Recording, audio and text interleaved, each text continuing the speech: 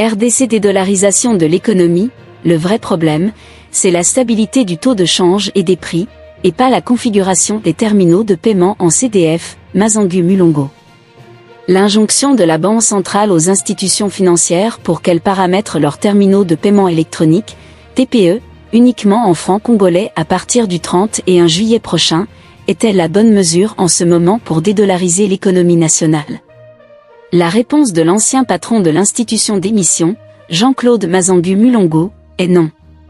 S'appuyant sur son expérience de 16 ans à la tête de la Banque centrale, Jean-Claude Mazangu pense que l'injonction de la Banque centrale aux institutions financières n'est pas la bonne actuellement pour dédollariser l'économie nationale.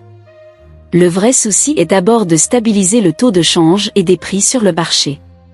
Le vrai problème d'aujourd'hui, c'est la stabilité du taux de change et des prix et non pas les paiements en USD à travers les TPE.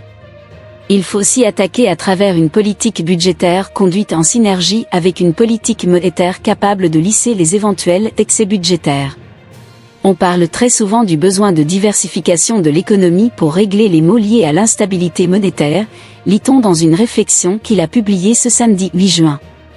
Et de poursuivre, cette diversification ne peut se faire qu'avec un bon climat des affaires qui encourage les privés à produire localement, transformer localement, consommer localement, épargner et investir localement ainsi qu'engager localement pour donner de l'emploi aux jeunes, hommes et femmes. Pour que les mesures visant à stabiliser le taux et les prix portant les fruits, il faut entre 10 et 15 ans de travail pour le gouvernement, selon Mazangu. Cette période permettra aux Congolais d'avoir de nouveau confiance en leur monnaie. Selon les études scientifiques que j'avais menées à la BCC quand j'étais gouverneur de l'institution d'émission, les pays qui étaient confrontés à l'objectif de dédollarisation et qui avaient réussi avaient connu entre 10 et 15 ans de stabilité de leur monnaie nationale. La longue période de 10 à 15 ans, selon les études, permet à une population donnée d'avoir suffisamment confiance en sa propre monnaie et de ne pas recourir aux devises étrangères, en l'occurrence le dollar, poursuit-il. Pour appuyer sa thèse, celui qu'on appelle « père du franc congolais » donne l'exemple du gouvernement Matata qui n'avait pas réussi à dédollariser l'économie suite au non-respect du timing requis.